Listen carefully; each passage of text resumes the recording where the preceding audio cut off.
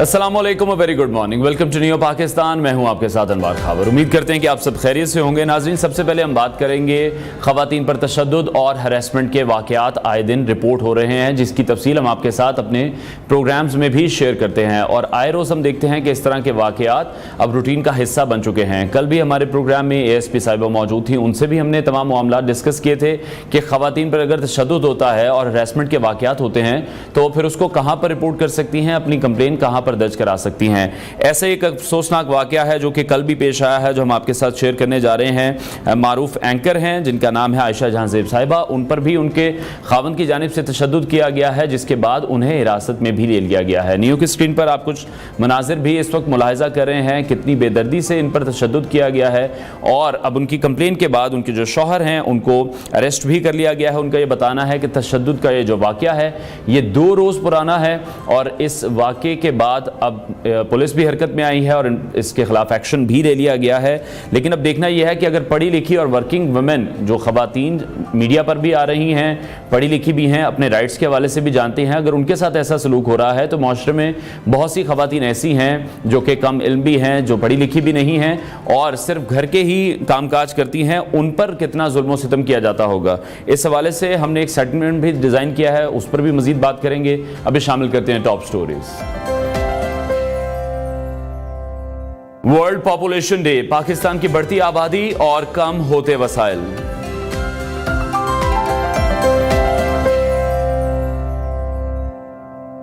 Anchor person عائشہ جہاں زیب پر شوہر کا مبینہ تشدد، شوہر گرفتار۔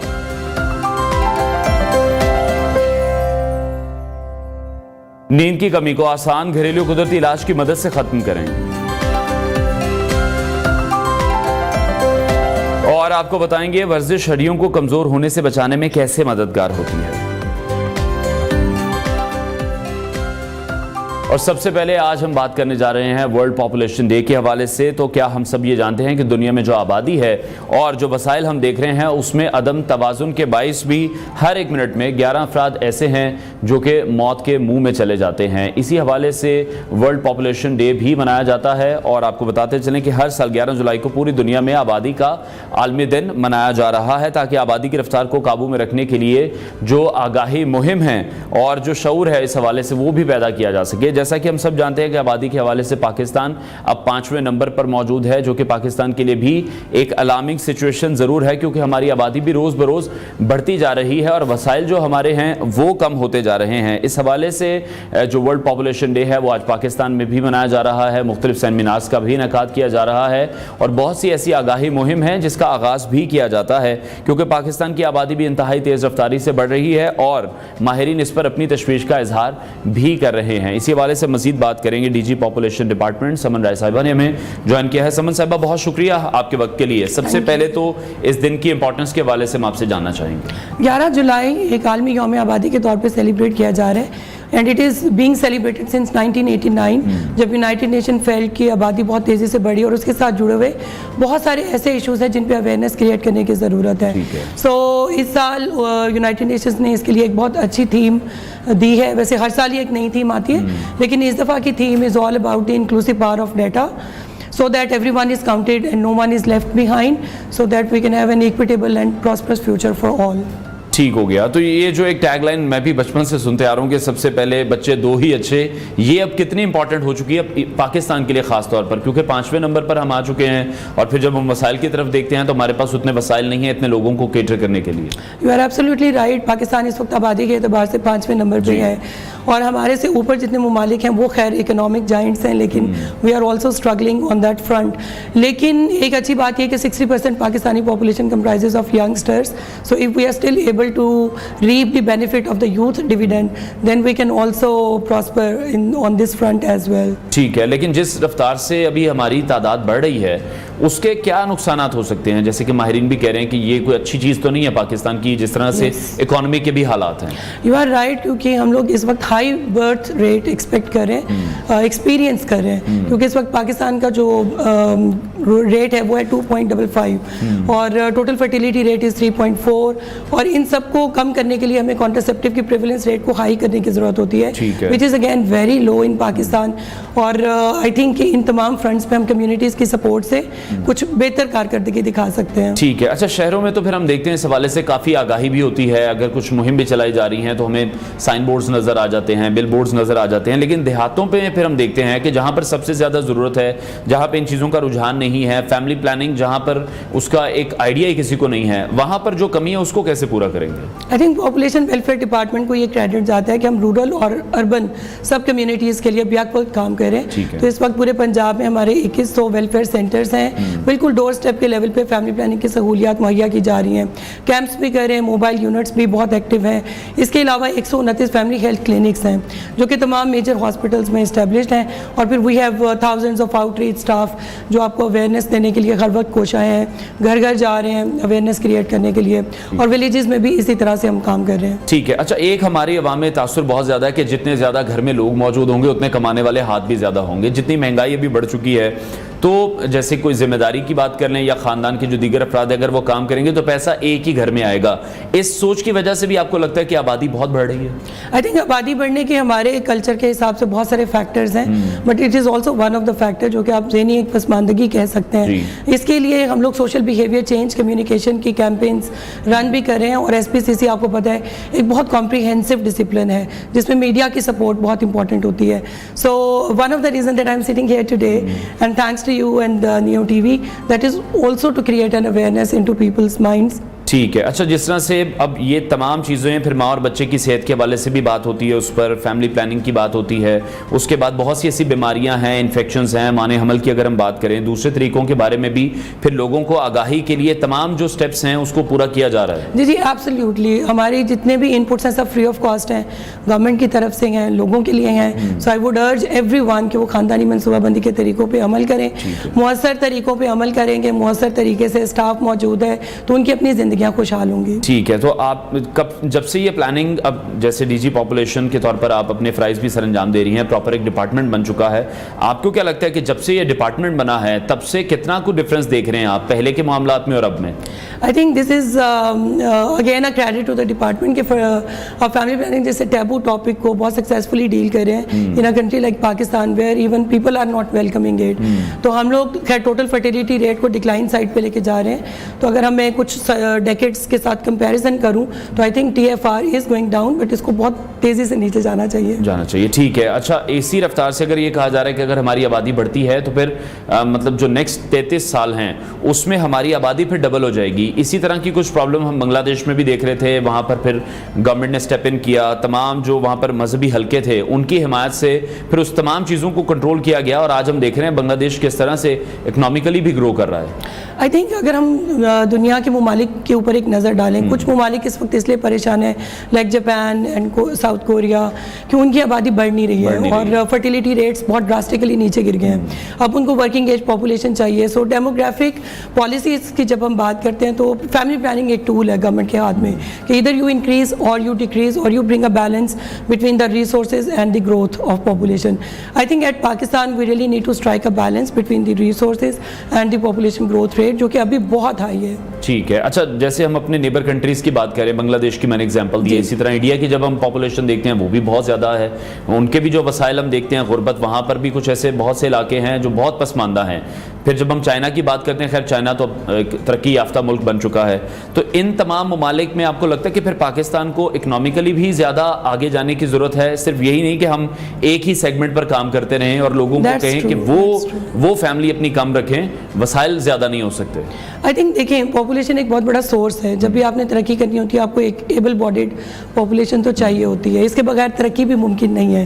جیسے میں نے آپ کو ابھی ایگزامپل دی, Japan is the 5th largest economy in the world, but they are so worried because growing population ہے. لیکن اگر ہم بنگلہ دیش, ایران, ٹرکی اور ان کی مثالیں لیں, انہوں نے ایسی پالیسیز اڈاپٹ کی جس سے ماں اور بچے کی صحت بھی امپروو کی اور لیٹر آن ان کا مستقبل بھی بہت بہتر ہو گیا. So I think such policies are always very helpful. ٹھیک ہے. اچھا, یہ جو پالیسیز ہیں obviously UN کی طرف سے ہی تمام جو ڈائریکشنز ہیں وہ آتی ہیں, تو کیا کسی ملک پہ کبھی سینکشن لگنے کا بھی کوئی خطرہ ہوگا کہ اگر وہ اپنی آبادی کو کنٹرول نہیں کریں گے؟ آئی تھنک یہ تو خود ایک ہمیں دیکھنا چاہیے کیونکہ جتنے بھی لوگ ہمارے دیکھنے یا سننے والے ہیں they need to respond to the government's messages.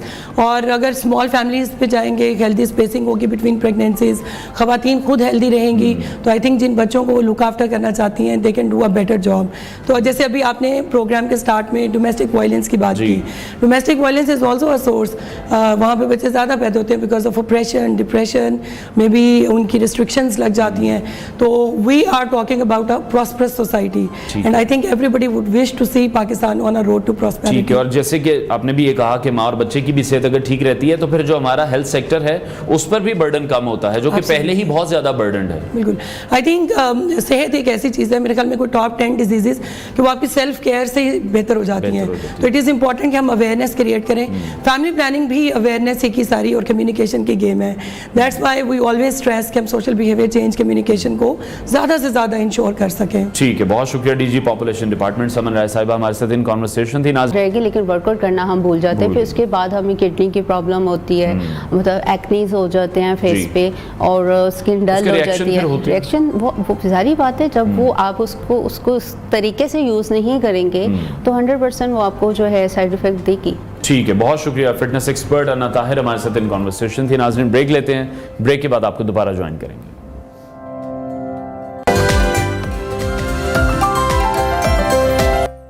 براہ راست آپ کو لیے چلیں گے. اس وقت لاہور ہائی کورٹ کی پہلی خاتون چیف جسٹس کی تقریب حلف برداری جاری ہے. اپنے ذاتی وفات کو اپنے سرکاری کام, اپنے سرکاری فیصلوں پر اثر انداز نہیں ہونے دوں گی, یا اپنے سرکاری فیصلوں پر اثر انداز نہیں ہونے دوں گی, کہ میں اسلامی جمہوریہ پاکستان کے دستور کو برقرار رکھوں گی, کہ میں اسلامی جمہوریہ پاکستان کے دستور کو برقرار رکھوں گی, اور اس کا تحفظ اور دفاع کروں گی, اور اس کا تحفظ اور دفاع کروں گی, اور یہ کہ میں ہر حالت میں ہر قسم کے لوگوں کے ساتھ بلا خوف و رعایت اور بلا رغبت و عناد قانون کے مطابق انصاف کروں گی. اللہ تعالیٰ میری مدد اور رہنمائی فرمائے. بہت مبارک ہو. مبارک ہو.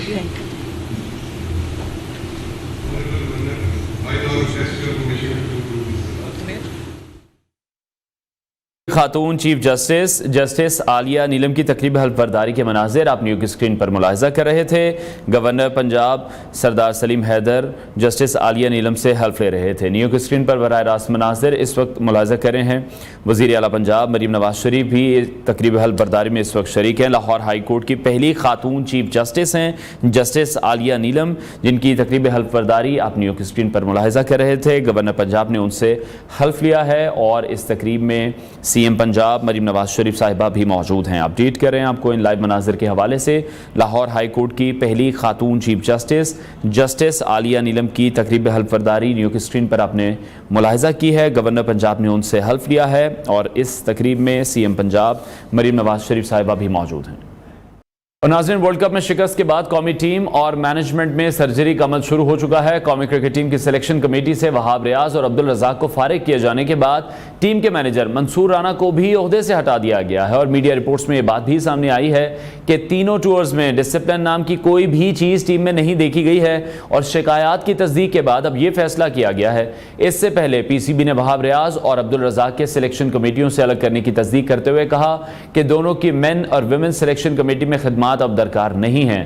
پی سی بی اعلامیہ کے مطابق سلیکشن کمیٹی کے حوالے سے مزید اپڈیٹس بعد میں فراہم کی جائیں گی. دوسری جانب ہم یہ بھی دیکھ رہے ہیں کہ وہاب ریاض اور عبدالرزاق کو عہدوں سے فارغ کرنے کی وجوہات بھی سامنے آ چکی ہیں.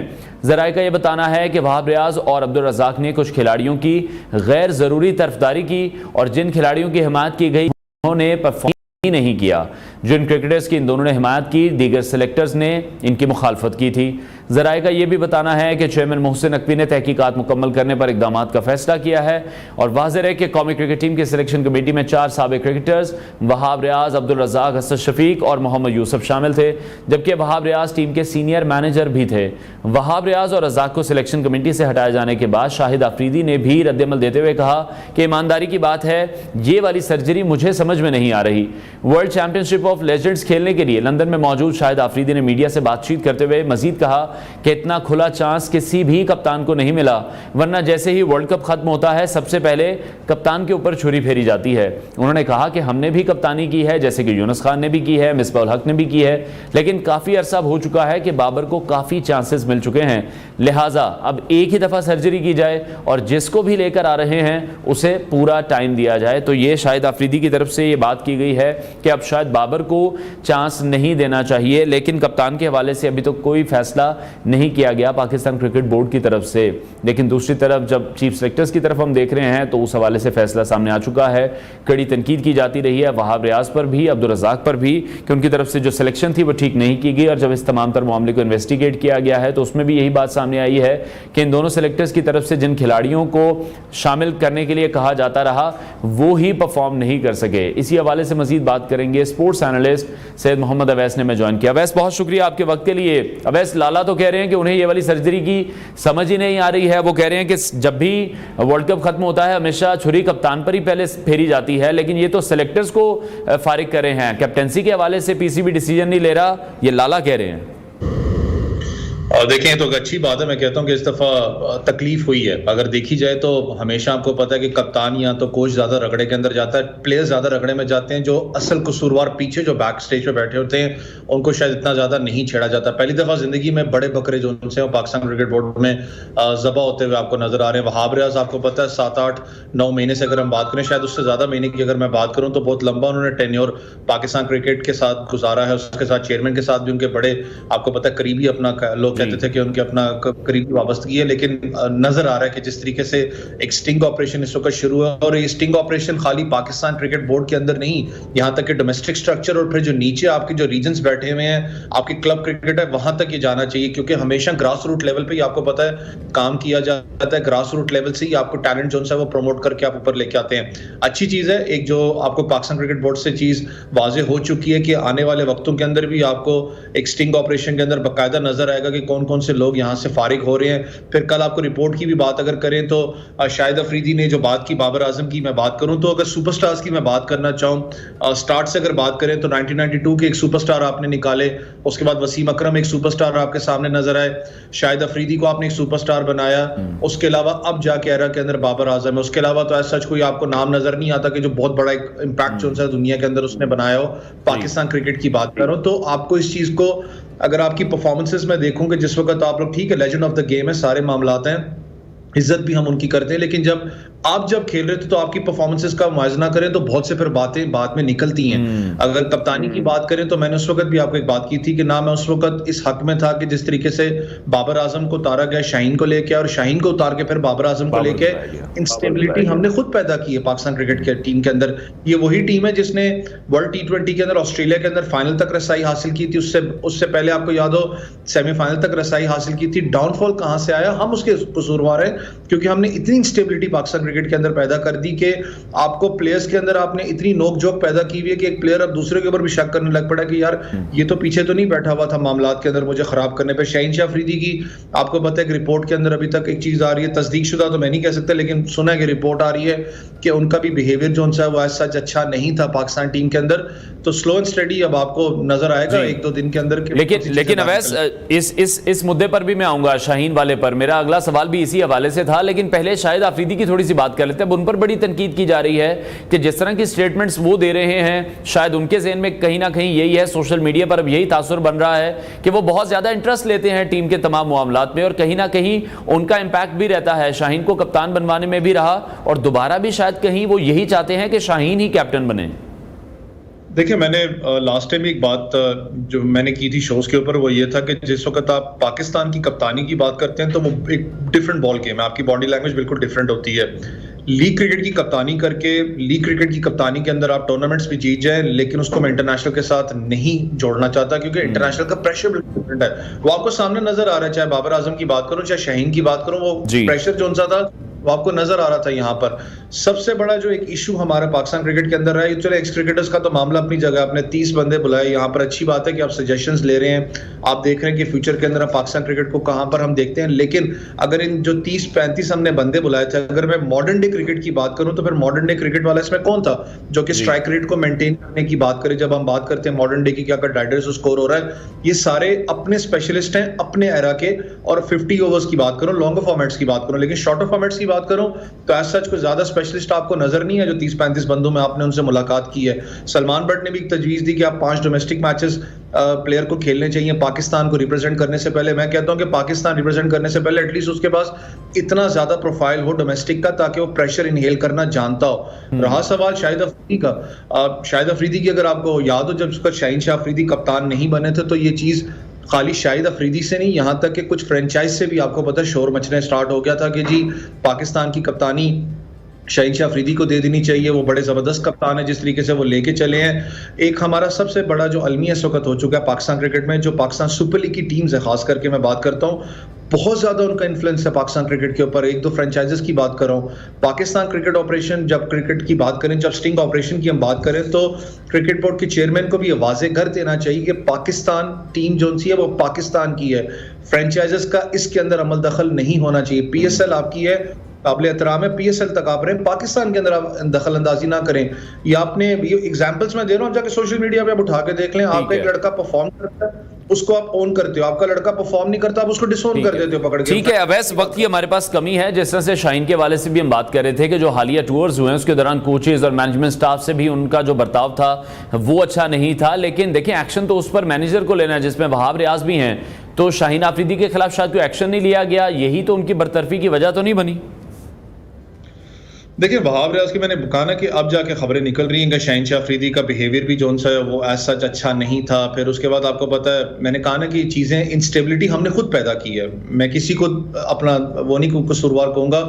وہاب ریاض کے ساتھ جو ہوا وہ اپنی جگہ معاملات ہیں, لیکن انسٹیبلٹی ہم نے پیدا کی جس طریقے سے ان کو اتارا گیا. میں نے کہا نا کہ انسان ہے, اس کے دماغ میں بات آتی ہے پتہ نہیں بابر اعظم نے کوئی سازش کی ہے, بابر اعظم. ٹھیک ہے, ہم نے دیکھا کہ ایک بڑا سٹنگ آپریشن اب شروع کر دیا گیا پاکستان کرکٹ بورڈ میں. بہت شکریہ سید محمد اویس, ہمارے ساتھ ان کانورسیشن تھے. بریک لیتے ہیں ناظرین, بریک کے بعد آپ کو دوبارہ جوائن کریں گے. Welcome back to new Pakistan. معروف ٹی وی ہوسٹ عائشہ جہاں زیب کو شوہر نے تشدد کا نشانہ بنایا, جس کی پاداش میں ان کے شوہر کو مقدمے کے اندراج کے بعد گرفتار کر لیا گیا ہے. عائشہ جہاں زیب نے بتایا ہے کہ تشدد کا واقعہ 2 روز پرانا ہے. شوہر نے انہیں 8 جولائی کو اس وقت تشدد کا نشانہ بنایا جب وہ گھر پر موجود تھیں, اور شوہر نے گھر آتے ہی ان پر تشدد شروع کر دیا. انہوں نے کہا کہ میرا شوہر تنگ نظر انسان ہے اور مجھ پر شک کرتا ہے. وہ اکثر گھر میں گالم گلوچ بھی کرتا رہتا ہے, جبکہ اس سے پہلے بھی مجھے اور بچوں کو بھی تشدد کا نشانہ بنا چکا ہے. عائشہ جہاں زیب نے پولیس کو دیے گئے بیان میں کہا ہے کہ حارث علی سے ان کی دوسری شادی ہے جو 2015 میں ہوئی تھی. ٹی وی ہوسٹ عائشہ جہاں زیب نے بتایا کہ شوہر کی جانب سے مجھ پر تشدد کرنے کی ایک وجہ ان کا خفیہ نکاح بھی ہے, جس پر اعتراض اٹھانا ان کو پسند نہیں آیا. دوسری جانب وزیر اعلیٰ پنجاب مریم نواز نے عائشہ جہاں زیب پر تشدد کا نوٹس لیا. انہیں بہترین طبی سہولتیں فراہم کرنے کی ہدایت کرتے ہوئے کہا ہے کہ خواتین میری ریڈ لائن ہیں, گھریلو یا پھر ورکنگ وومن پر کسی بھی قسم کا تشدد برداشت نہیں کیا جائے گا. اور ہم دیکھ رہے ہیں کہ آئے روز خواتین پر تشدد اور ہراسمنٹ کے واقعات رپورٹ ہو رہے ہیں. گزشتہ روز بھی ہم نے اسی ایشو پر بات کی تھی کہ کس طرح لاہور کی رہائشی خاتون کو شوہر نے طلاق دینے کے بعد زبردستی گھر پر 6 روز تک تشدد کرتا رہا. اگر پڑھی لکھی اور ورکنگ وومنز ہراسمنٹ اور تشدد کا شکار ہو رہی ہیں تو پھر ہمیں یہ سوچنے کی ضرورت ہے کہ عام اور گھریلو خواتین یہ سب کیسے برداشت کر رہی ہوں گی.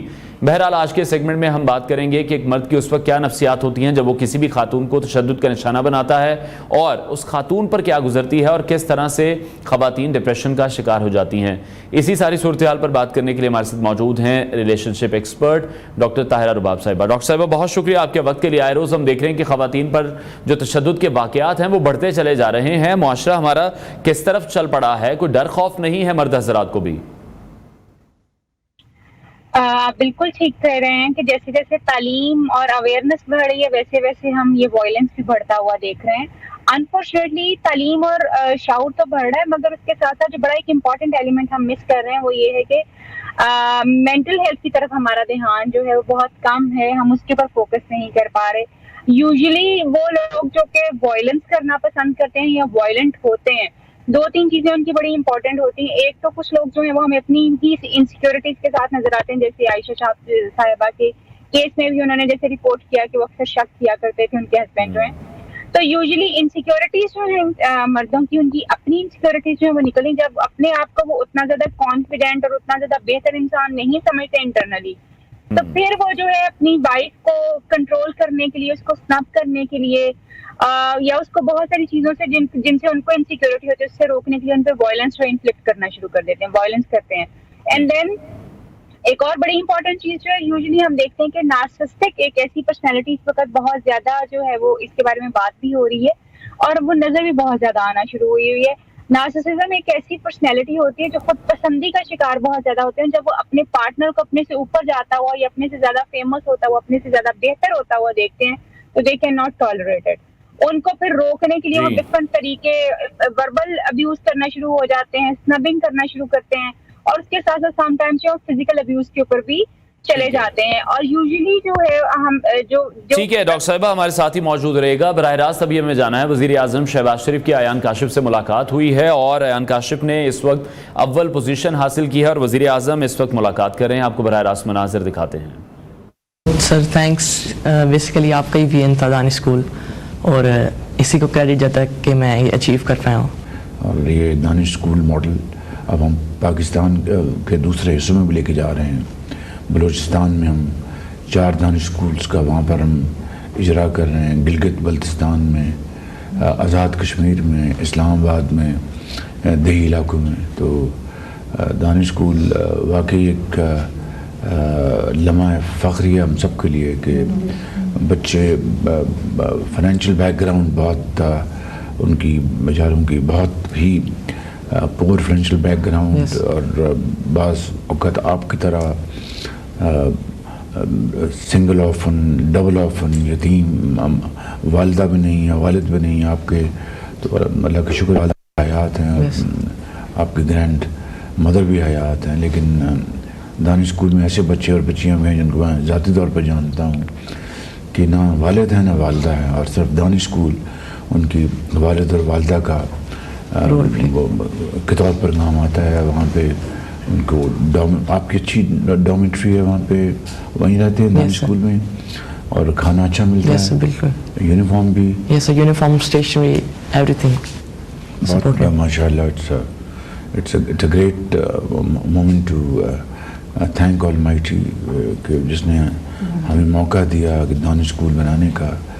और ये मैंने आइडिया लिया था उस ज़माने में, मुझे बहुत ये चीज़ पिंच करती थी कि एक तरफ एचएन कॉलेज है, वहाँ पर उसके जो आनी सुराख हैं गेट्स, वहाँ पर उमरा के बच्चों के अलावा कोई किसी का दाखिला नहीं हो सकता, गुज़र नहीं हो सकता, मासवाए तुमंदार जो बड़े बड़े ज़िम्मेदार हैं, बड़े बड़े सियासतदान हैं, बड़े बड़े ऑफिसर्स हैं और सरमायाकार हैं, मगर गरीब का बच्चा एचएन कॉलेज में सोच भी नहीं सकता। तो ये दानिश स्कूल की सोच वहीं से मैंने पर अल्हम्दुलिल्लाह इसको शर्मिंदा ताबीर किया इस ख्वाब को। Sir I think this position goes to you sir, please sir. ये थैंक यू सर। बेटे आप जैसे होनहार बच्चे और बच्चियाँ, उन्हीं के हाथों पाकिस्तान की तरक्की की जो कुंजी है आप ही के हाथों में है इंशाअल्लाह।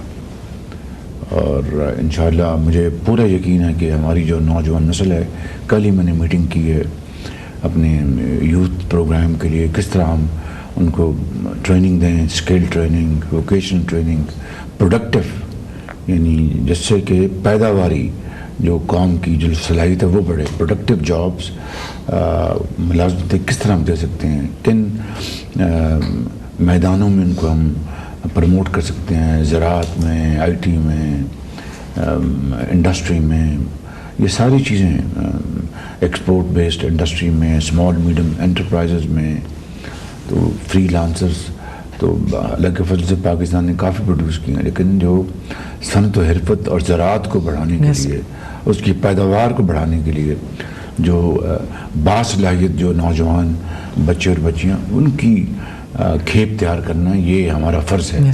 तो कल मैंने इसकी मीटिंग की है मैंने, तो एक हुस्न इत्तेफाक की आज आपसे मुलाकात हुई है।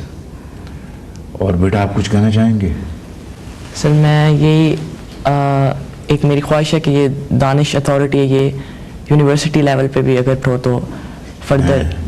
میں مریم نواز صاحب کو ضرور میں ان کو یہ آپ کی ریکمنڈیشن پہنچاؤں گا, اور اچھی سوچ ہے, اچھا یہ آپ کا مشورہ ہے, تو اس کو ہم ضرور کرنا چاہیے. میں ان کو یہ دونوں کو کہوں گا ان کو انشاءاللہ.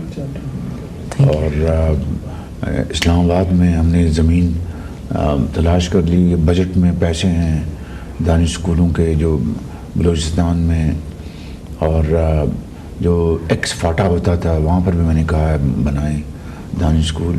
آزاد کشمیر اور گلگت بلتستان میں ان کا حق ہے. تو یہ ہم یہ انشاءاللہ بڑی تیزی سے ہم یہ بنا کے دیں گے, اور وہاں پر بھی آپ جیسے لائق فائق بچے جن کے پاس ذہن اللہ تعالیٰ نے دیا مگر وسائل نہیں ان کے ماں باپ کے پاس, ان کو انشاءاللہ بچوں اور بچیوں کو داخلہ ملے گا. آپ تو کچھ کہیں گے بیٹا, آپ کچھ کہیں گی؟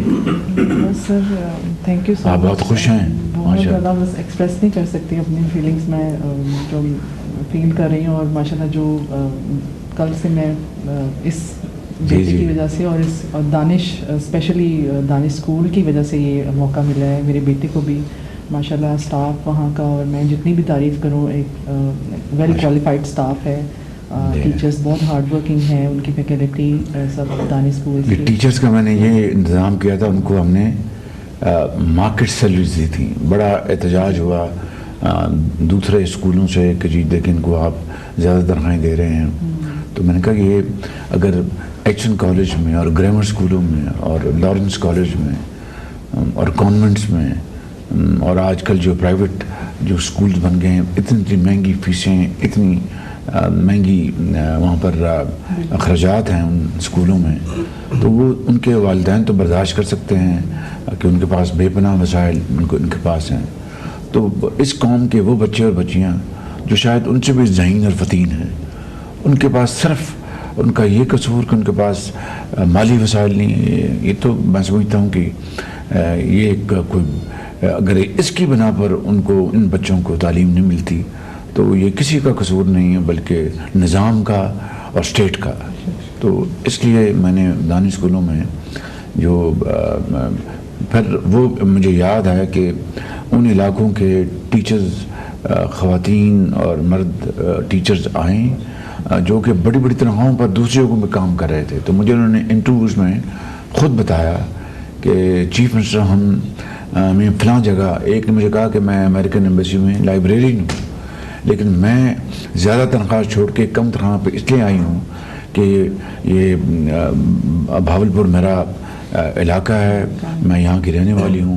تو مجھے بڑی خوشی تھی کہ میں اپنے بچوں اور بچیوں کو جا کے پڑھاؤں.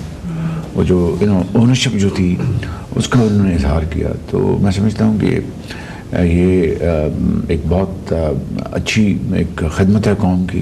آپ کچھ کہنا چاہتے ہیں؟ سر آپ کی ویژن, آپ کی سوچ is finally materializing in the most appropriate and befitting manner, sir.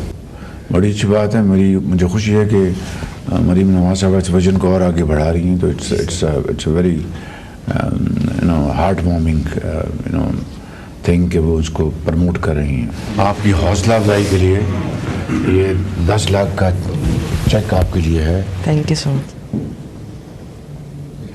یہ لیپ ٹاپ تھینک یو بیٹا, بس اسی طرح محنت کرو اور آگے بڑھتے رہو اور قوم کے عظیم معمار بنو انشاءاللہ. تھینک یو سو مچ. اعظم شہباز شریف نے دانش اسکول کے ایان کاشف سے ملاقات کی جنہوں نے انٹرمیڈیٹ سیکنڈری ایجوکیشن کے امتحان میں اول پوزیشن حاصل کی ہے. وزیر اعظم کی جانب سے انہیں 10 لاکھ روپے کا چیک اور لیپ ٹاپ بھی وزیر اعظم نے پیش کیا ہے. اسٹوڈنٹ کا ایان کاشف کا یہ کہنا تھا کہ دانش اسکول جیسے ویژن پر میں آپ کا مشکور ہوں, اور ساتھ ہی ساتھ وزیر اعظم نے بھی یہ کہا کہ بلوچستان میں بھی 4 دانش اسکول شروع کرنے جا رہے ہیں. ایان کاشف نے بھی دانش اسکول سسٹم کی تعریف کی ہے اور انہوں نے کہا کہ اس کو یونیورسٹی لیول پر بھی بڑھانے کی ضرورت ہے. ایک ریکمنڈیشن ان کی جانب سے وزیر اعظم پاکستان کو بھی دی گئی ہے. ایک بار پھر سے بات کریں گے. ڈاکٹر طاہرہ رباب ہمارے ساتھ ان کانورسیشن تھی. ڈاکٹر صاحبہ, ابھی ہم یہ بھی دیکھ رہے ہیں کہ اگر پڑھی لکھی اور ورکنگ وومن تشدد کا شکار ہو رہی ہیں, گھریلو تشدد کا شکار ہو رہی ہیں, تو پھر جو عام گھریلو خواتین ہیں وہ کس اذیت و کرب سے گزر رہی ہوں گی جن کو اتنی اویئرنیس بھی نہیں ہے اپنے رائٹس کو لے کر؟ देखिए राइट्स को लेके अवेयरनेस तो बिल्कुल नहीं है, मगर आपकी सोसाइटी जो है वो जब आप वायलेंस को, आपको पता है कि आप मेन एंगर जो है, इन आदमियों का जब वायलेंस और एंगर है उसको आप सोशली रीइंफोर्स करते हैं. मसलन आदमी के गुस्से को माइंड नहीं किया जाता, ना घरों में ना बाहर. हाँ, ऑफिस में अब थोड़ा सा कर्व करना शुरू हो गया, थोड़ा सा उसके ऊपर बात होना शुरू हो गई कि ये क्यों हो रहा है, लेकिन नॉर्मली जब घरों में उनको ये तो ऐसे ही करता है, तुम्हें पता तो है इसका मिजाज ऐसे ही होता है, तुम इससे बात ना किया करो उस वक्त जब इसका गुस्सा आया होता है. These kind of phrases are very very common at home. यानी लड़का ये नहीं है कि वो आज अब शोहर बना तो इन्फ्लिक्ट कर रहा है, वो उससे पहले अपनी बहनों पे इन्फ्लिक्ट करता है, वो उससे पहले वो अपने छोटे बहन भाइयों पे इन्फ्लिक्ट करता होगा अपना एंगर जो है. तो बहुत सारे टाइम पे सारा कुछ कर रहा होगा, मगर उन साइंस को हम सिर्फ इसलिए इग्नोर कर देते हैं कि जी ये तो लड़का है या ये लड़के ऐसे ही करते होते हैं. सो एक्चुअली जो चीज हमें समझने की जरूरत है कि सोसाइटी में ये जो टॉक्सिक मैस्कुलिनिटी है इसको एक्चुअली हमें रीशेप करने की जरूरत है और इसके ऊपर बात करने की जरूरत है कि एंगर या वायलेंस आदमी करे या औरत करे, it's not acceptable at all. और इसको घरों से जब हम ये बात करें कि घरों में एग्जैक्टली जब हम घरों में बैठे हुए बात कर रहे हैं कि जी घर में जब आप ये बात करते हैं कि जी ये तो ऐसे ही करता है, तो दैट्स द मोमेंट जहाँ पे आपको ये रोकने की जरूरत है कि ऐसे करता था, अब नहीं हो सकता ये, या आपको ये इस तरह के बिहेवियर जो नहीं शो करने. आपको अपने बच्चे को जो लड़का है खास तौर पर इसको शुरू से ही चीजें ट्रेन करनी है. बिल्कुल डॉक्टर साहब, आप दुरुस्त फरमा रही हैं. और इसमें हम फिर ये भी देख रहे हैं कि जो पढ़े लिखे मर्द हजरात हैं वो भी खवातीन पर तशद्दुद करने में मुलव्वस पाए जा रहे हैं. तो आपकी बात भी बिल्कुल दुरुस्त है कि जो फैमिलीज हैं, जो माँ बाप हैं, उन्हें भी बच्चों की, खास तौर पर जो लड़के हैं उनकी तरबियत इस तरह से करनी चाहिए कि औरतों की इज्जत का वो ख्याल रखें. नॉट ओनली इज्जत, जो एक्चुअली बेसिक राइट्स हैं और वो उनका खास तौर पे ख्याल जो है वो रखने की जरूरत है. और हमें एक बड़े लेवल के ऊपर जो है इस चीज को कंडेम करने की जरूरत है कि ये जो चीजें हो रही हैं. और फिर आपने देखा होगा कि लड़कियां जो चाहे वो पढ़ी लिखी हो, चाहे वो घरों में रहने वाली हो, चाहे वो जॉब करती हैं या नहीं करती, एक बड़ा कॉमन जो है ना वो एक चीज होती है जी, आप इग्नोर करते रहते हैं. आप एक दफा आपको मार पड़ गई, आपने इग्नोर कर दिया, 2 दफा इग्नोर कर दिया, तीसरी दफा जब तक आप बात करते हैं तो कोई बंदा आपको उस तरह से नहीं, अब यानी आप एक ये नहीं कहते कि स्टॉप इट नाउ, आपकी फैमिली भी ये बात नहीं करती, आप निगोशिएशंस के ऊपर चले जाते हैं कि आप निगोशिएट कर लें, समझा दें, ये कर लें, वो कर लें. जो कि अगर आपकी बेटी की जिंदगी इस चीज में चली जाती है तो फिर then who is answerable basically. और बहुत सारे टाइम पे हमने देखा है कि वायलेंस करते करते औरतों की जिंदगियां जो है वो खत्म हो जाती है, उनकी आंखें निकल जाती हैं, उनकी बॉडी जो है मास्कार हो जाती है. बहुत कुछ होता है बेसिकली इस वायलेंस के अंडर जो है. तो इसको हमें बहुत स्ट्रॉन्ग जो है वो हमें इसको नो कहने की जरूरत है और एज ए सोसाइटी हमें इसके अगेंस्ट खड़े होने की जरूरत है. बिकॉज ये किसी एक औरत का मसला नहीं है, हम 54% है पाकिस्तान में औरतें, 54% है. थिंक ऑफ इट, 54% औरतों का मसला है, 46% आदमी जो हैं वो इतनी बड़ी सेट ऑफ पॉपुलेशन को इस तरह से नहीं डील कर सकते कि जी आप जब चाहें उन पे हाथ उठाएं, जब चाहें उनको वर्बल अब्यूज करें. और सिर्फ फिजिकल अब्यूज नहीं होता, वर्बल अब्यूज होता है, साइकोलॉजिकल अब्यूज होता है लोगों के ऊपर, फीमेल्स के ऊपर खास तौर पे. एंड देन जो है हम ये देखते हैं कि इमोशनल अब्यूज बहुत ज्यादा होता है, एहसानात बहुत ज्यादा चढ़ाए जाते हैं कि जी हम आपको बीवियां बना के अपने घर लेके आए हो, हम आप पे खर्चे करते हैं. This is also consider as abuse कि आपने अगर बीवी. डॉक्टर साहब, बीइंग अ रिलेशनशिप एक्सपर्ट, आप फिर क्या समझती हैं तशद्दुद करते वक्त फिर जो मर्द हजरात हैं, आखिर उनकी फिर कौन सी ऐसी नफ्सियात होती हैं जो फिर उस पर कंट्रोल ही नहीं कर पाते हैं, क्योंकि उससे उनके घर का माहौल भी खराब होता है. अगर उनके बच्चे भी हैं तो वो भी उसका असर लेते हैं, वो भी उस ट्रॉमे से गुजरते हैं कि उनकी माँ के साथ क्या सलूक किया गया. बिल्कुल गुजरते हैं और बहुत बुरा गुजरते हैं. मैं हर रोज इस तरह की क्लाइंट्स जो है अपने क्लिनिक पे देख रही होती हैं जो आके रिपोर्ट करते हैं कि हमारे अम्मा अब्बा इस तरह से लड़ते थे, अब हमसे चीजें खुद भी नहीं डील हो पा रही. बच्चों के लिए बहुत बड़ा ट्रॉमा जो है वो होता है.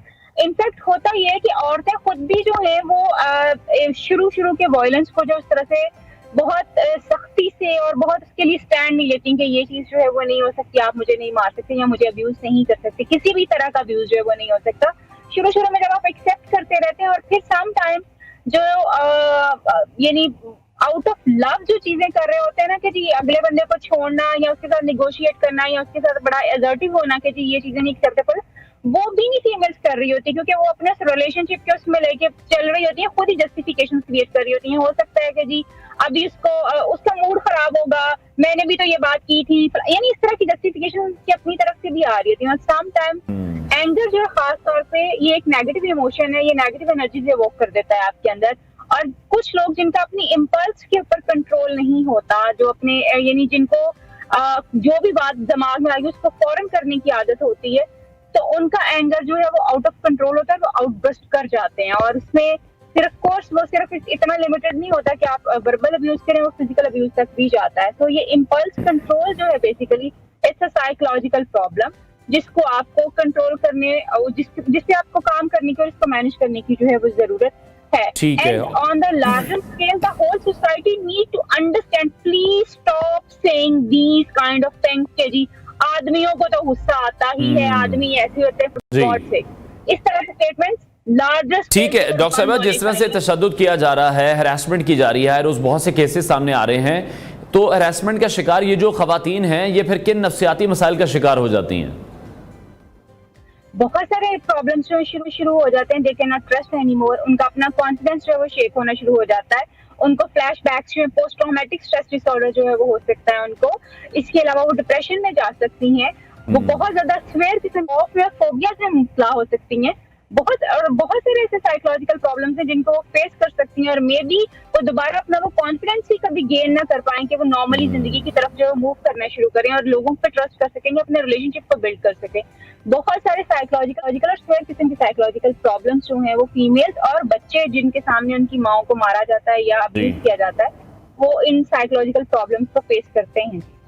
ٹھیک ہے, اور پھر آپ کے پاس تو اس طرح کے بہت سے کیسز آتے ہیں, آپ نے کیا دیکھا ہے خواتین کو ان تمام نفسیاتی مسائل سے نکلنے میں کتنا وقت لگ جاتا ہے, کس طرح سے وہ ایک جو ریہیب کا پروسیس ہے وہ کس طرح سے پھر کمپلیٹ ہوتا ہے؟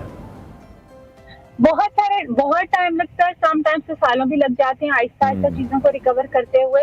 اور سم ٹائمز جو ہے فیمیل جب اپنی بھی, کیونکہ انسان کی اپنی بھی مسٹیکس ہوتی ہیں, وائلنس کو اس لیول تک لے کے جانے کے لیے, بیہیویئرس کو اتنا زیادہ ری انفورس کرنے کے لیے انسان خود بھی کہیں نہ کہیں ذمہ دار ہوتا ہے, یعنی عورتیں خود بھی ذمہ دار ہوتی ہیں. سو یوزلی جب ہم جو ہے اور وہ ذمہ دار اس طرح سے ہوتی ہیں کہ انہوں نے اس طرح سے اس کو روکا نہیں ہوتا, یا اس طرح سے ان کو منع نہیں ہوتا, یا کسی بڑے کو اس طرح سے فوراً انوالو نہیں کیا ہوتا کہ جی یہ چیز ہو رہی ہے اور یہ ایکسیپٹیبل نہیں ہے, وہ جو ان کو فوراً اسٹیپس لینے ہوتے ہیں.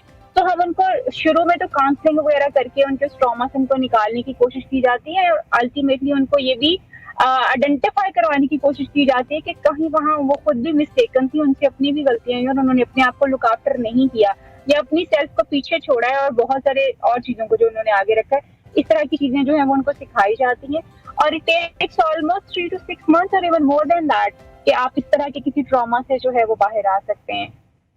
ٹھیک ہے, لیکن ڈاکٹر صاحبہ آپ کس طرح سے دیکھتی ہیں ہمارے معاشرے میں جب ہم دیکھتے ہیں کہ جوائنٹ فیملی سسٹم میں بھی لوگ رہ رہے ہیں اور وہاں پر بھی اس طرح کے تشدد کے واقعات ہوتے ہیں, اور اگر کسی کی بہو پر بھی تشدد ہو رہا ہے تو ساس کو بھی اس چیز کا علم ہوتا ہے, سسر کو بھی علم ہوتا ہے, تو وہ ساس بھی ایک خاتون ہے, تو پھر خواتین ہی ہم دیکھ رہے ہیں کہ وہ تربیت ٹھیک سے نہیں کر پا رہی ہیں اپنے بچوں کی.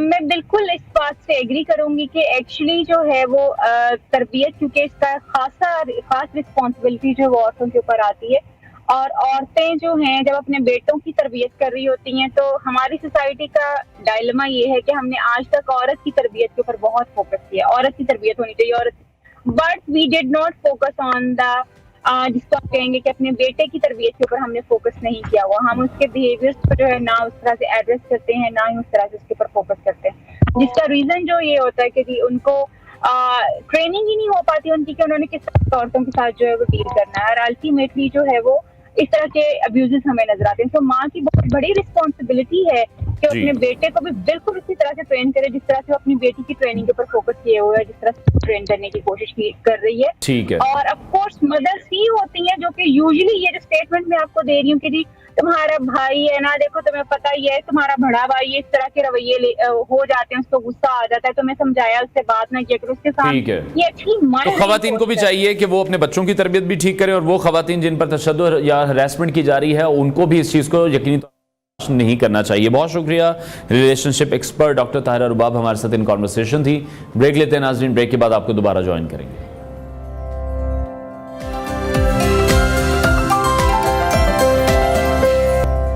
Welcome back to new Pakistan. नाजरीन, इस सेगमेंट में हम बात करने जा रहे हैं आपकी सेहत से मुतालिक। और सेहतमंद ज़िंदगी गुजारने के लिए नींद बहुत ज़रूरी होती है।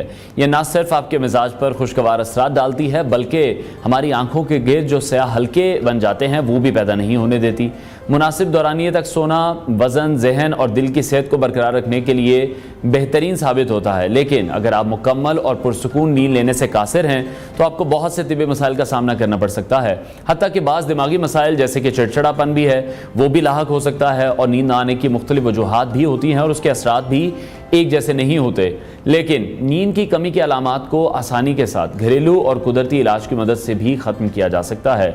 हमारे साथ आज शो में मौजूद हैं नेचुरल मेडिसिन स्पेशलिस्ट डॉक्टर हकीम इदरीस खान ने हमें ज्वाइन किया है। डॉक्टर साहब, बहुत शुक्रिया आपके वक्त के लिए। सबसे पहले तो मैं यही जानना चाहूँगा कि कौन सी ऐसी बुनियादी वजूहात हैं जिसकी वजह से फिर नींद लोगों की डिस्टर्ब हो जाती है?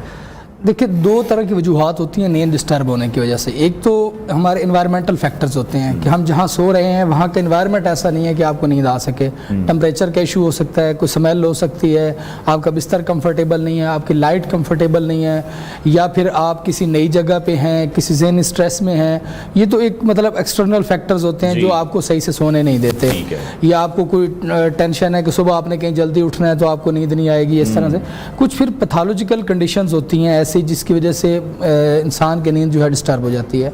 अगर तो एक हफ्ते के अंदर आपके नींद का मसला है कि आपको एक आध दिन या 2 दिन नींद नहीं सही आ रही, तो ये किसी एक्सटर्नल फैक्टर्स की वजह से हो सकता है कि आप कोई गुस्सा ज़्यादा कर रहे हैं, या लड़ाई ज़्यादा हुई है, या किसी कोई टेंशन है, आपको फाइनेंशियल क्राइसिस है, कोई रिलेशनशिप का इशू है, या कोई भी इस तरह का इशू हो सकता है। लेकिन अगर ये परसिस्ट कर जाता है ना एक हफ्ते से ज़्यादा, तो फिर ये मेडिकल डिजीज़ होती है जिसको हम इंसोम्निया बोलते हैं। ये इंसोम्निया का वो पेशेंट शिकार होता है और उसकी वजह से फिर उसको मुख्तलिफ बीमारियों का सामना करना पड़ सकता है। ठीक है, तो इसका इलाज फिर किस तरह से किया जाए? कोई आसान रेमेडी जो हो जो लोग घर में खुद से भी ट्राई कर सकें, क्योंकि आपको पता है कि डॉक्टर पर जाने का कॉन्सेप्ट हमारा तब है जब बिल्कुल एंड हो जाता है, जब हमारे बस में कुछ नहीं रहता। जी, मैंने पहले भी आपको बताया कि पहले तो एक हफ्ता आपने इसको देखना है कि ये क्या वजूहात क्या हो रही हैं, हम क्यों इस कंडीशन का शिकार हो रहे हैं, उसमें हम इसको कैसे, जो अपनी तरफ से आपको समझ आ रही है कि मेरे इस फैक्टर की वजह से मुझे रात नींद नहीं आई, आप उस फैक्टर को रिमूव कर सकते हैं। आप अपने सोने का जो इन्वायरमेंट है उसको कंफर्टेबल करते हैं। फॉर एग्जांपल अपना आप रूम की जो लाइट है वो आप डार्क करते हैं। जितनी आप डार्क लाइट करते हैं उतनी नींद आने के चांसेस ज़्यादा होते हैं। और इसमें एक चीज़ मैं आपको बता दूं कि अगर आप किसी वजह से नींद कम आ रही है और आपके लाइट का इशू है, तो अगर आप डिम लाइट रखना चाह रहे हैं कमरे में तो उसमें ब्लू लाइट रखें। ब्लू लाइट जो होती है वो जो हार्मोन हमारा नींद को लाता है, जो नींद का रेगुलेट करता है, उसको हम कहते हैं मेलाटोनिन। मेलाटोनिन की प्रोडक्शन बढ़ाने के लिए हमें ब्लू लाइट रिक्वायर्ड होती है। अगर हम डार्क ब्लू और डिम लाइट में ब्लू लाइट रखते हैं तो उससे हमारी नींद जो है वो बेहतर होती है। इसके अलावा जो है आप रूम में खुशबू लगा सकते हैं। वो खुशबू एक अच्छी जो आपको प्लेजेंट लगती हो वो भी आपकी नींद आने की सबब बन सकती है। इसके अलावा जो सबसे बेहतरीन टिप होती है, या हमारे यहाँ ये जो गलत कंसेप्ट है वो ये कि हम रात का खाना लेट खाते हैं और पेट भर के खाते हैं। वो उस वक्त जो डाइजेशन होती है वो ज़्यादा फास्ट हो रही होती है, क्योंकि आपने हैवी डिनर किया होता है, तो वो भी आपकी नींद को डिस्टर्ब करता है। अगर आप अच्छी नींद लेना चाह रहे हैं तो रात को जल्दी खाना खाएँ और कम खाना खाएँ। ये बड़ी अहम टिप होती है उसके दौरान आपकी अगर नींद डिस्टर्ब हो रही है। इसके अलावा आप रूम का टेम्परेचर, अगर सख्त गर्मी है तो उस हिसाब से एसी हीटर का जो इस्तेमाल करना चाह रहे हैं वो लाजमी करें। अगर हम अब डाइट की तरफ आते हैं या फूड की तरफ आते हैं, क्योंकि एक हफ्ते तक आपने अपनी रेमेडीज़ को यूज़ कर सकते हैं, उसके बाद आपको प्रॉपर ट्रीटमेंट की तरफ जाना होगा। तो उसमें आप जो मेलाटोनिन की जो प्रोडक्शन है जो इन्हांस करती हैं फूड्स, उसमें अगर हम जाएँ तो सबसे पहले जो हमारे पास आता है वो गर्म दूध है। अगर आप रात सोते वक्त गर्म दूध पीते हैं तो वो आपको नींद जो है वो बेहतर करता है और डीप स्लीप और गहरी नींद आपको ला के देता है। लेकिन अगर आप ज़्यादा थके हुए हैं और आपको लग रहा है कि जो है बॉडी टूट फूट का शिकार हो रही है या तबीयत की बेचैनी की वजह से नींद नहीं आ रही, तो आप उस गर्म दूध में 1 चम्मच हल्दी जो है वो ऐड कर सकते हैं। हल्दी पाउडर ऐड कर लेंगे तो वो आपकी बॉडी की जो पेन्स होंगी उनको भी रिलीफ करेगी और उससे भी गहरी नींद आएगी। लगातार अगर कुछ अरसा नींद नहीं आ रही तो उसकी एक जो वजूहात जो तिब्ब यूनानी में बताई जाती है वो दिमाग की खुश्की या जिस्मानी खुश्की को भी कहा जाता है। उसमें आप रोगन बादाम या ऑलिव ऑयल, जैतून का तेल, इनमें से कोई तेल दूध में मिला के रात सोते वक्त पी सकते हैं, जिससे आपकी नींद जो है वो बेहतर हो। अगर नींद बेहतर नहीं होती تو اس کے اوپر کچھ آپ نے روشنی ڈالی ہے. کچھ یہ ہے کہ ہماری نیند آنا ضروری کیوں ہے یا نیند کتنی ضروری ہے. جو ہمارا ینگ ہے, ایڈلٹ ہے, مطلب 20+ میں ہے, اس کو 7 سے 9 گھنٹے نیند ضروری ہے. گرمیوں میں ایک مسئلہ یہ ہوتا ہے کہ راتیں چھوٹی ہو جاتی ہیں, اور دوسرا ہمارا سب سے بڑا ایشو ہے یہ ہماری اسکرین کا, کہ ہم رات تک ہم اپنا اسکرین ٹائم بہت بڑھ چکا ہے. اسکرین ٹائم بہت بڑھ چکا ہے, اور اسپیشلی جب ہم رات کو لیٹتے ہیں تو پھر ہم اسکرولنگ کرنے کے بعد, سب دیکھنے کے بعد پھر سوتے ہیں. اسکرولنگ اور ڈفرینٹ ریلز اور یہ ساری چیزیں دیکھنے کے بعد پھر وہ اب کافی دیر اس میں انٹرسٹ لیتے رہتے ہیں. تو وہ کچھ لوگوں کو فن میں انٹرسٹ ہوتا ہے, کچھ کو نیوز میں, اسپورٹس میں, کوکنگ میں, جس بھی چیز بھی کسی کا انٹرسٹ ہوتا ہے وہ لیٹ نائٹ تک اس کو دیکھتا رہتا ہے, اور اس کو اندازہ ہی نہیں ہوتا کہ کب رات کے 12-1 بجے. تو ہمارے باڈی کے اندر نا ایک سائیکل ہوتا ہے, اس کو ہم انگلش میں بولتے ہیں سرکیڈین ردم. وہ باڈی کو جو ایکسٹرنل انوائرمنٹ ہوتا ہے انٹرنل کے ساتھ کولیبوریٹ کر رہا ہوتا ہے کہ اب رات کا ٹائم ہو رہا ہے, اب دن کا ٹائم ہو رہا ہے. ہماری باڈی کے اندر ہارمونز کی پروڈکشنز کا بھی ٹائم ہوتا ہے. کچھ ہارمونز جو ہیں وہ رات کے ٹائم پروڈیوس ہوتے ہیں, کچھ دن کے ٹائم پروڈیوس ہوتے ہیں. تو وہ جب رات کو جو آپ کا میلاٹونن پروڈیوس ہوا ہے, جس نے آپ کو ڈیپ سلیپ دینی ہے, اور سلیپ دینے کے بعد اس کے بہت سارے کام ہیں.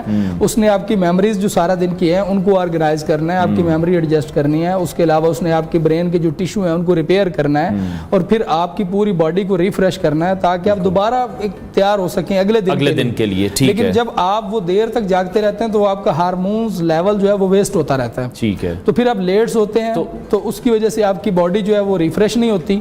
اور سب سے بڑی بات یہ ہے کہ اگر آپ نے یہ دیکھنا ہے کہ آپ کو نیند آئی ہے کہ نہیں آئی, تو آپ یہ دیکھیں کہ آپ صبح اٹھتے ہی بھوکے محسوس ہو رہے ہیں کہ نہیں.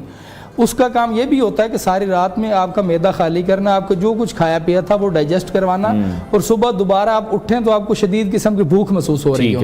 اس کا مطلب یہ ہے کہ آپ نے جو رات نیند لی ہے وہ گہری لی ہے, اور اب آپ تیار ہیں. اب آپ یہ دیکھیں کہ ہمارے گھروں میں کئی لوگ جو آفس گوئنگ ہیں یا اسکول گوئنگ بچے ہیں, وہ صبح ناشتہ کیوں نہیں کرتے ہیں. بالکل نوزیا سا فیل ہوتا ہے انہیں, نوزیا سا فیل ہوتا ہے, کیونکہ رات کو جو میلاٹونن تھا وہ ہم نے لوز کر لیا ٹی وی دیکھتے ہوئے یا موبائل دیکھتے ہوئے. تو اب وہ رات کو ڈائجیشن ہی پراپر نہیں ہوئی. ڈائجیشن پراپر نہ ہونے کی وجہ سے پھر ان کی باڈی کی جو انرجی لیول تھا وہ بھی مینٹین نہیں رہتا. صبح ناشتہ نہیں کرتے, اس سے پھر معدہ خراب ہوتا ہے. نیکسٹ ڈے سے پھر ان کی جو روٹین ہے وہ پھر خراب ہونا شروع ہو جاتی ہے. وہ تو روٹین پھر زیادہ آگے چلی جاتی ہے. اور ایک بات میں آپ کو اور یہاں کلیئر کر دوں آپ کے تھرو ناظرین تک بھی, کہ آپ کی جو مینٹل ہیلتھ ہے وہ آپ کی پوری باڈی پہ افیکٹ کرتی ہے. صرف آپ یہ نہ دیکھیں کہ آنکھوں کے غیر دلکا پڑ گیا تو یہ مسئلہ, یہ تو ایک انڈیکیشن دیتی ہے ہمیں نیچر کہ آپ کسی بیماری کی طرف جا رہے ہیں. یہ ایک انڈیکیشن ہے. اس سے پیچھے جو بیک گراؤنڈ ایشوز چل رہے ہوتے ہیں, ایون اگر آپ کا نیند پوری نہیں ہوتی تو آپ کسی بڑی کرونک ڈیزیز میں مبتلا ہو سکتے ہیں. آپ برین ٹیومرز تک جا سکتے ہیں, آپ بہت بڑی جو ہے وہ میڈیکل کنڈیشنز میں سفر کر سکتے ہیں. اچھا ڈاکٹر صاحب, آج لوگوں کو سٹریس بھی بہت زیادہ ہے. جیسے اگر ہم جاب سیکٹر کے لوگوں کی بات کریں, بہت سی ایسی جابز ہیں جو ان پر بہت زیادہ ذمہ داریاں ہیں مالکان کی طرف سے بھی ہیں, تو وہ اگلے دن کا وہ پلان کرتے کرتے رات کو ان کے ذہن میں وہی خیالات چل رہے ہوتے ہیں جو ان کی نیند کو بھی ڈسٹرب کرتے ہیں. بالکل, آپ نے بہت اچھا سوال کیا ہے. یہ آج کا بہت کامن سوال ہے, لیکن میرا ان کے لیے مشورہ یہ ہے کہ آپ رات کو as soon as possible so جائیں, صبح ارلی مارننگ اٹھ کے پلان کریں. اس میں آپ کی برین کیپیبلٹی بھی بہتر ہوگی. وہ شباز شریف بھی شعر پڑھتے ہیں نا کہ مسافر شب کو اٹھتا ہے جو جانا دور ہوتا ہے. جنہیں صبح زیادہ کام کرنا ہوتا ہے وہ صبح جلدی اٹھتے ہیں. صبح آپ اذان ٹائم اٹھیں یا تہجد ٹائم اٹھیں, آپ رات کو نیند اپنی پوری کریں, ٹائم سے سو جائیں. صبح جب اٹھتے ہیں آپ کا مائنڈ ریفریش ہوتا ہے. جو پلاننگ یہ جو آپ نے ایشوز رات دیر تک 2 گھنٹے میں سارٹ آؤٹ کرنے ہیں وہ صبح آپ آدھے گھنٹے میں کر لیں گے. ڈیورنگ اسٹوڈنٹ لائف بھی اسٹوڈنٹس کو یہ تاکید کی جاتی ہے کہ اگر آپ اچھا پڑھنا چاہ رہے ہیں, آپ زیادہ اچھی ریڈنگ کرنا چاہ رہے ہیں, تو آپ صبح ارلی مارننگ اٹھیں. ارلی مارننگ اٹھیں گے, آپ کا برین کے ٹیشو ریپیئر ہو چکے ہوں گے, آپ کی برین کی انرجی ریسٹور ہو چکی ہوگی, آپ کی میموری کی کیپیسٹی بڑھ چکی ہوگی. آپ صبح اٹھ کے جب اپنی پلاننگ کریں گے تو وہ آپ جو آپ نے رات 2 گھنٹے میں کام کرنا تھا 15 منٹ میں, بالکل جو نظام قدرت نے بنایا ہے اگر ہم اس حساب سے چلیں گے تو پھر سب ٹھیک رہے گا. اچھا, دوپہر کو سونا آپ کو لگتا ہے کہ وہ ضروری ہے یا کبھی کبھی نیپ لے لینا چاہیے؟ بالکل لینا چاہیے. اس میں یہ ہوتا ہے کہ جب آپ صبح اٹھتے ہیں تو ریفریش ہوتے ہیں, بالکل فریش ہوتے ہیں, اور آپ ورکنگ کرتے ہیں. پھر یہ جو ہمارا ٹائم ہوتا ہے دوپہر 2-1-2 بجے تک, جب ہم 5-4 گھنٹے 6 گھنٹے کام کر لیتے ہیں تو باڈی کو دوبارہ ریفریش ہونے کی ضرورت ہوتی ہے. تو اس میں نیپ لینا جو ہے وہ بڑا اچھا ہوتا ہے. آپ چاہے 15 منٹ کے لیے بھی لیتے ہیں تو دوبارہ سے ایک دفعہ ریفریش ہو جاتے ہیں, اور پھر باقی جو ڈے بچ جاتا ہے اس کی ورکنگ کے لیے آپ ریڈی. ان لوگوں کے لیے بھی تھوڑا سا گائیڈ کر دیں جو کہ بہت زیادہ ٹریول کرتے ہیں, اور پھر ان کو وہ ایک جو time difference, time zone change ہے, کبھی کسی ملک میں جا رہے ہیں کبھی کسی ملک میں جا رہے ہیں, وہ اپنا سلیپنگ سائیکل جو ہے وہ کس طرح سے مینٹین کریں؟ देखिए कुदरत ने ना एक चीज़ रखी है बॉडी के अंदर कि हमारी बॉडी अडॉप्टेबिलिटी बहुत करती है। आप मतलब गर्म तरीन इलाके में चले जाएंगे तो वहाँ अडॉप्टेबल हो जाएंगे, आप सर्द तरीन इलाके में चले जाएंगे वहाँ अडॉप्टेबल हो जाएंगे। ठीक है। आप बिल्कुल लेजी हो तो उस तरह की लाइफस्टाइल भी अपना सकते हैं। आप बिल्कुल हार्ड वर्किंग हो जाएं, सख्त वजन उठाना शुरू कर दें तो आपकी बॉडी वो उठाना शुरू कर देगी। बॉडी में अडॉप्टेबिलिटी है। ठीक है। अगर फॉर एग्जांपल जिस तरह एक तो आपने कहा कि टाइम जोन चेंज होता है, उसके अलावा ऐसे लोग जो नाइट ड्यूटीज करते हैं, सारी रात उन्होंने जाके, उनके लिए बड़ी मुश्किल होती है। लेकिन जब कुछ एक हफ्ता 10 दिन 15 दिन आप एक सिचुएशन से गुजरते हैं तो आपकी बॉडी फिर उस सिस्टम के साथ एडजस्ट हो जाती है। आप जो कुछ कर रहे हैं उसको रेगुलर करें। ठीक हो गया, ताकि वो उससे एडजस्ट। बहुत शुक्रिया डॉक्टर हकीम इदरीस खान, हमारे साथ इन कॉन्वर्सेशन थे। नाज़रीन, प्रोग्राम का वक्त खत्म हुआ है, इंशाल्लाह कल फिर आपसे मुलाकात करेंगे। अपना बहुत सारा ख्याल रखिए, इजाजत दीजिए, अल्लाह हाफ़िज़।